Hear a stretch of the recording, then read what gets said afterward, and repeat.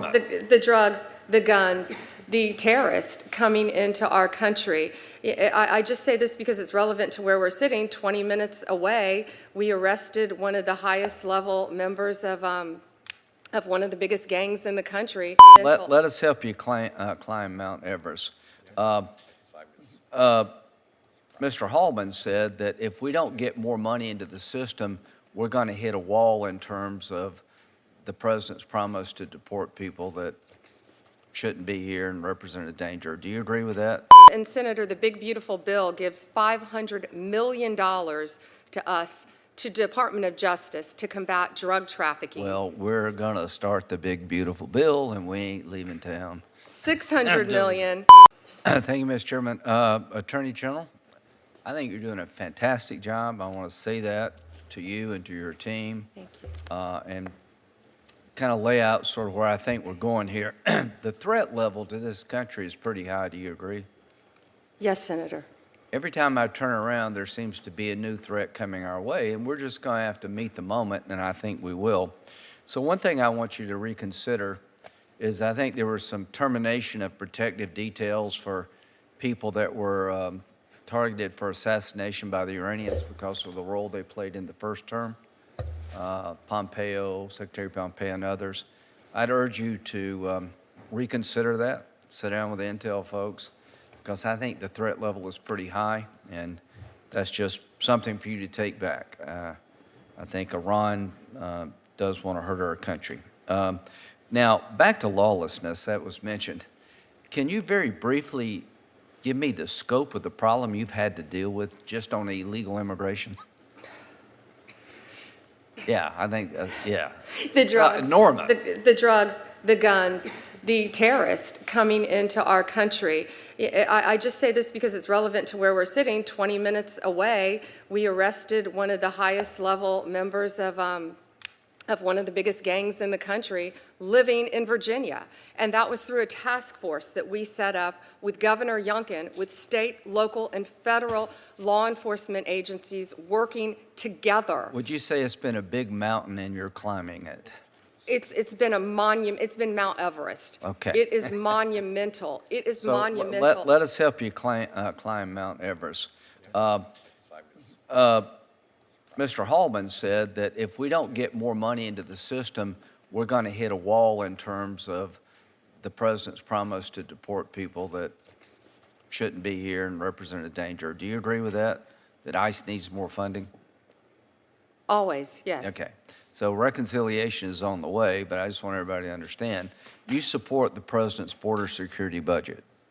I do, and Senator, the big beautiful bill gives $500 million to us, to Department of Justice, to combat drug trafficking. Well, we're going to start the big beautiful bill, and we ain't leaving town. $600 million for prosecute immigration matters, which are really all the issues that Senator Peters had discussed with me, and $950 million to reimburse non-sanctuary states and locals for cost that they've incurred, and $1.25 billion for other immigration issues.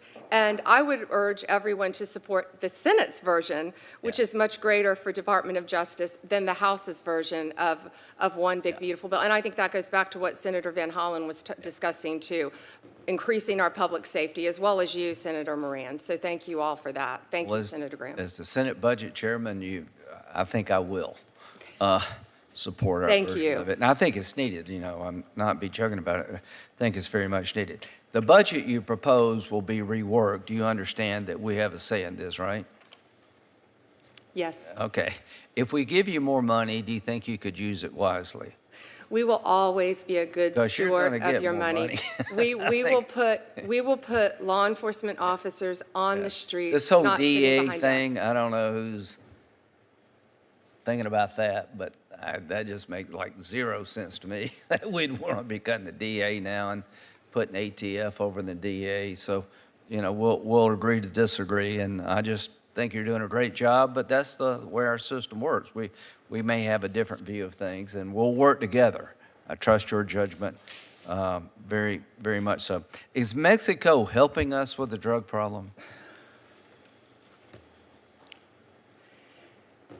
Senator, that might be a conversation to better have in a classified setting. Okay, well, here's But what I want to say publicly. No, you're not. You need to, half your country is run by the cartels. We're never going to be safe here Yeah. until we get Mexico to change their game. I'll be glad to talk to you in a private session, but enough with Mexico. You need to up your game. the Sinaloa cartels have wreaked havoc on our country, and they continue to wreak so havoc on our country. Enough of that crap. And the fentanyl coming in. Yeah, we're coming after them with Mexico's help or without their help, because I don't know what the right response is to a neighbor that allows this kind of lawlessness to come into our country and kill more young people than any other method. More people dying from fentanyl poisoning coming from Mexico than anything else. And, that just needs to stop very quickly. Back to Iran. They have sleeper cells, we think, here. We have thus far arrested 1,500 illegal Iranians in our country. That is something that I would like to talk about in a classified setting. So let me- But yes, have they invaded our country? Yeah. Absolutely. You said Iran's a threat to America. When people chant death to America, that's kind of a tip-off they're a threat to our country, right? And to our Jewish population, Yeah, yes. well, to all of us. And when they swore in the recent president in July of last year, during the swearing in of the president of Iran, they were chanting death to America. So that kind of tells me where they're coming from. I guess the point I'm trying to make is Iran is threatening us in many, many ways.